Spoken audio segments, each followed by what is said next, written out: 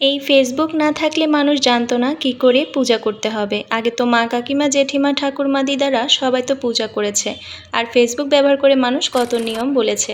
নমস্কার আদাব সবাইকে, কি অবস্থা সবার, কেমন আছে? আজ ডেইলি ব্লগে আপনাদেরকে স্বাগত জানাচ্ছি।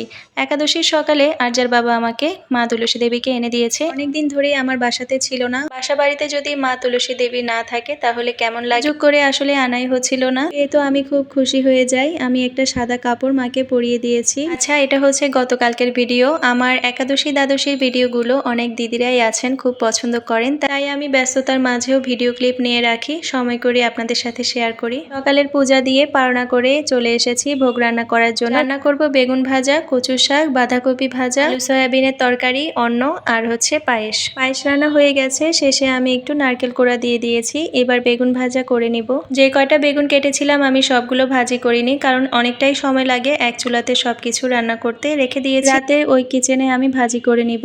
আদা থেতো করা হয়নি, সবকিছু গুছিয়ে নেওয়ার পর মনে পড়লো, তো এবার করে নিলাম। এবার বসিয়ে দিব আমি বাঁধাকপি। বাঁধাকপিটা শেষেও ফোড়ন দেওয়া যায়, আমি একেবারে ফোড়ন দিয়ে বসিয়ে দিয়েছি। এসে একটু জিরার গুঁড়া আর হচ্ছে গরম মশলার গুঁড়া, ধনেপাতা কুচি দিয়ে দিব। বাঁধাকপির জন্য যে আলু কেটেছিলাম তো অর্ধেকটা রয়ে গেছিল, ভাবলাম হাতে যখন সময় আছে আলু সয়াবিনের একটা তরকারি করে ফেলি। আমার একটা ভিডিওতে একজন দিদি কমেন্ট করেছিল, এই ফেসবুক না থাকলে মানুষ জানতো না কি করে শিব পূজা করতে হবে। আগে তো মা কাকিমা জেঠিমা ঠাকুরমা দিদারা সবাই তো পূজা করেছে, আর ফেসবুক ব্যবহার করে মানুষ কত রকম নিয়ম বলেছে।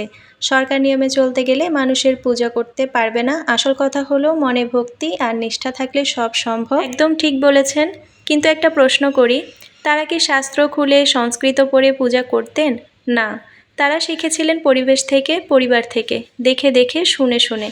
পুরোহিতরা শাস্ত্র জানতেন, সমাজে জানতেন, আর সেটা সহজভাবে ঘরে ঘরে পৌঁছে যেত। তাই শাস্ত্র না পড়লেও তারা পূজা করতেন ভক্তি আর বিশ্বাস দিয়ে। এটাই আসল কথা, ভক্তি থাকলেই পূজা গ্রহণযোগ্য। আজ আমি যদি কিছু শেয়ার করি সেটা নতুন কিছু বানানো নয়, আগের সেই শিক্ষাটাই আজকের ভাষায় বলছি।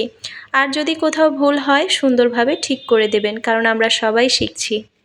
তাহলে সোশ্যাল মিডিয়ার দরকার কি? দরকার এজন্য, আজ অনেকে যৌথ পরিবারে থাকে না, অনেকের কাছে শেখানোর মতো দিদা ঠাকুরমা নেই। অনেকে জানতে চায় কিন্তু কাকে জিজ্ঞেস করবে জানে না। সোশ্যাল মিডিয়া সেই শেখার একটা মাধ্যম, কিন্তু একটা জিনিস ভুল হচ্ছে, শেখার জায়গাটা হয়ে যাচ্ছে বিচার করার জায়গা। নিয়ম নিয়ে বলতে গেলে কেউ বলবে পণ্ডিত হয়ে গেছেন, আবার কেউ যদি একটু ভুল ধরার সুযোগ পেয়ে যায় তাহলে বলবে আপনি এত কিছু জানেন, এটাও জানেন না। আমরা পূজার ভিডিও দিই মানে যে আমরা সব জেনে বসে আছি এমন না। তো একদিক বলতে গেলে আমাদের আরেক দিক ভুল থেকেই যায়, সেটা আমরা সুন্দরভাবে একে অপরকে শিখিয়ে দেব, বুঝিয়ে দিব। আর যদি ভালো না লাগলে ইগনোর করে যাব। ভিডিওটা এই পর্যন্তই, ভালো লাগলে লাইক কমেন্ট শেয়ার করে দিবেন।